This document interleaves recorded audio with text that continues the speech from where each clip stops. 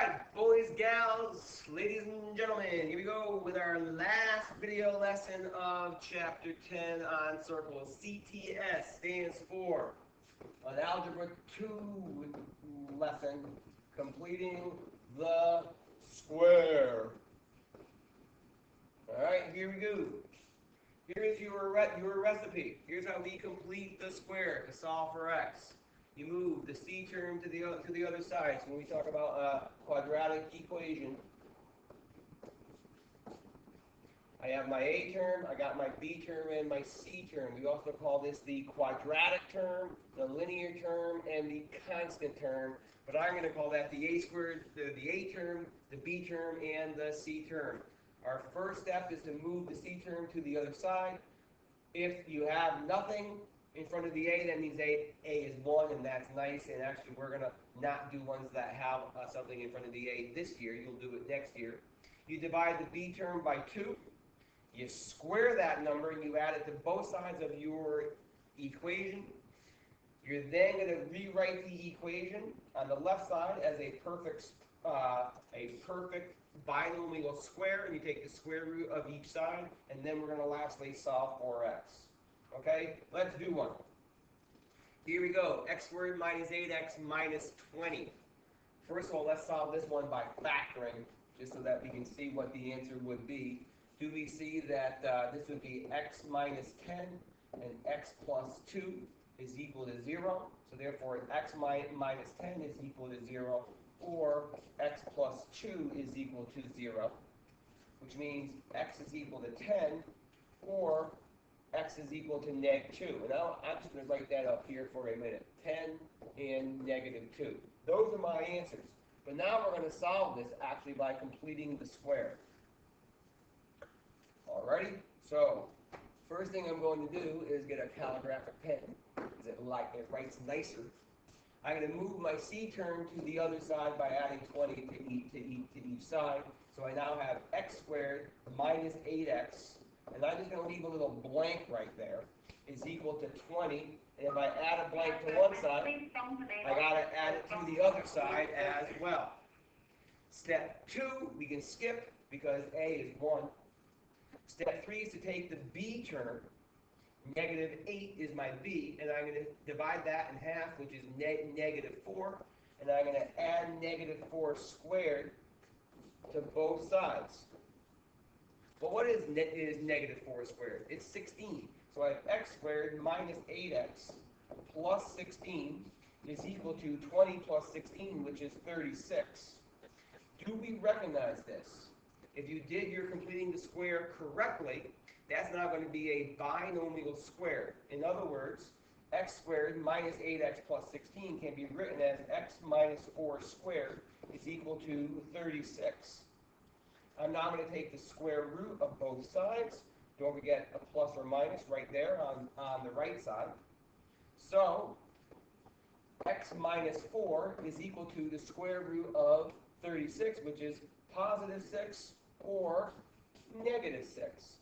And now lastly, I'm going to solve for x. I'm going to add 4 to both sides, which means I got to do it twice on the right, because I have two answers, the positive side and the negative side. X is equal to 6 plus 4, which is 10, or x is equal to negative 6 plus 4, which is negative 2. And hey, that's what I had in my previous problem.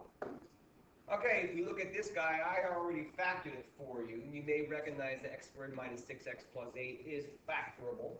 It's x minus 4 and x minus 2. So therefore, x is going to equal 4 or 2. But you know what? Let's not solve this by factoring. Let's solve this by completing the square. First thing I'm going to do is I'm going to move my c term to the other side by subtracting 8 from both sides. X squared minus 6x plus blank, I'm just going to put that blank there, is equal to negative 8 plus blank. Now I'm going to take my 6, my negative 6, I'm going to cut that in half. What's negative 6 cut in half? It's negative 3. I'm going to add negative 3 squared to both sides. Well, what is negative 3 squared? It's 9. So I have x squared minus 6x plus 9 is equal to negative 8 plus 9, which is positive 1. Now again, we do recognize the x squared minus 6x plus 9. I'm hoping you recognize this is x minus 3 squared, and that's equal to 1. I'm going to take the square root of both sides. Whoop, whoop, and that's plus or minus 1. So x minus 3 is equal to positive 1 or negative 1. I'm now going to solve for x by adding 3. Do it to both pieces on the right-hand side. So x now is equal to 4, or x is equal to 2, and sure enough, that is what we had before from factoring. Sometimes you get a problem where it's not factorable, and that's why we learn how to complete the square. So again, I'm just going to use my step seal, switch colors, get a little COP, change of pace. Let's do our steps. Our first step is to move the c term. I'm going to minus 11 from both sides. So I have x squared minus 8x plus blank is equal to negative 11 plus blank. Okay, now I'm going to divide each term by the a term. Well, again, a is 1, you're welcome. That makes things a little bit more interesting when a is not 1, and we'll skip that until next year.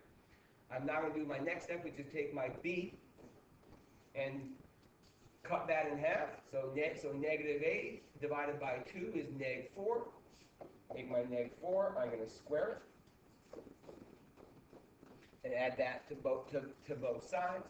So this becomes x squared minus 8x plus 16 is equal to negative 11 plus 16 is 5. Now, I'm going to rewrite the x squared minus 8x plus 16 as a binomial squared. That's x minus 4 squared is equal to 5. Take the square root of both sides. Let's switch colors again. A little COP. Whoop. Whoop. That again is plus or minus. Okay? So, x minus 4 is equal to plus or minus square root of 5. I now need to add 4. Add 4. There are two answers for x. X is equal to the positive square root of 5 plus 4. Or x is equal to the negative square root of 5 plus 4. Those are my two answers for x. Okay, this will be the last one that we do, and this one's going to be a little bit yuckier, sorry, but every once in a while that happens. We know this is going to be yucky because our b term is no longer an even number. So when I cut that in half, I'm going to end up with a fraction. But please remember, I'm still being nice to you and making the a 1. And you will deal with problems next year where a is not 1. And you're going to have some pretty yucky fractions, but hey, such is life. Okay? So, step 1, move the c term to the other side. I'm going to add 18 to both sides. So I have x squared plus 3x plus blank is equal to 18 plus blank. Now, what is half of 3? Don't make this harder than what it is. It's 3 halves.